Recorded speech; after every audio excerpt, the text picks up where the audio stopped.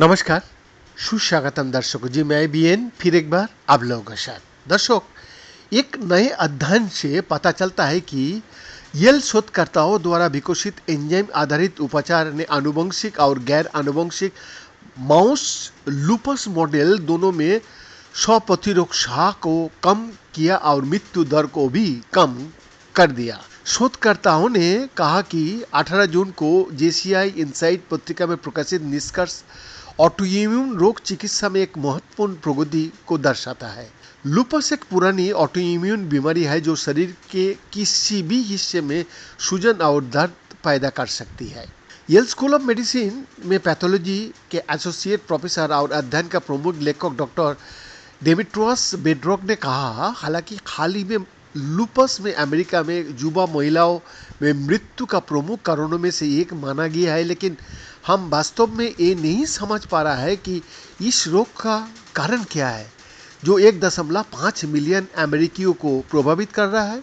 हमारी रुचि लूपस के एक अत्यंत दुर्लभ रूप में थी जो दुनिया भर में केवल 40 रोगियों में रिपोर्ट किया गया था, जिनमें डीएनए AC1L3 नामक एंजाइम की कमी देखा गया। चूंकि एंजाइम के बिना सभी बच्चों में लूपस विकसित हुआ था, इसलिए शोधकर्ताओं ने बोला, हमने सोचा कि ये हमें रोग तंत्र और नए उपचारों दोनों के बारे में बता सकता है।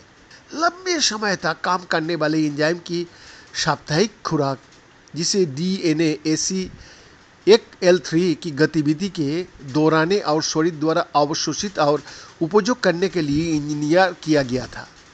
जी हाँ, उन्होंने आनुवंशिक लूपस के माउस मॉडल में 1 साल तक ऑटो इम्यूनिटी को विकसित होने से रोका, जिससे लूपस का विकास अनिवार्य रूप से रुक गया।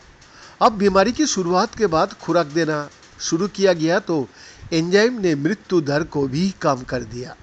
हालांकि शुरू में इसे दुर्लभ बाल चिकित्सा आबादी के लिए तैयार किया गया था, लेकिन ब्रेडअप लैब में प्रमुख वैज्ञानिक पॉल स्ट्रॉबेक द्वारा विकसित ये उपचार लूपस की कई और रोगियों में भी कारगर साबित हो सकता है। इसमें डीएनए AC1L3 के रोगजनक संस्करण वाले अनुमानित 35,000 रोगी शामिल है, जो एंजाइम की गतिविधि को लगभग 80% तक कम कर देता है।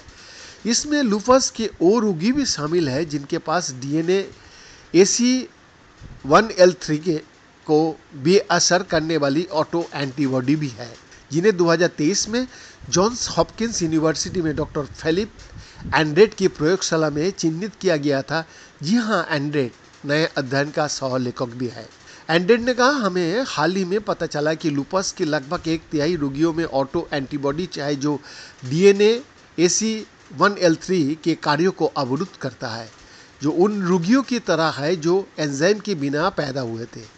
डीएनए AC1L3 के प्रति एंटीबॉडी वाले रोगियों में लूपस का अधिक गंभीर रूप देखा गया, जिसमें किडनी जैसे अंग प्रणालियों की काफ़ी नुकसान पहुंचा। हालांकि इन रोगों को डीएनए AC1L3 प्रतिस्थापन चिकित्सा से लाभ हो सकता है, लेकिन ऑटो एंटीबॉडीज की उपस्थिति इस विकल्प को रोकते भी है।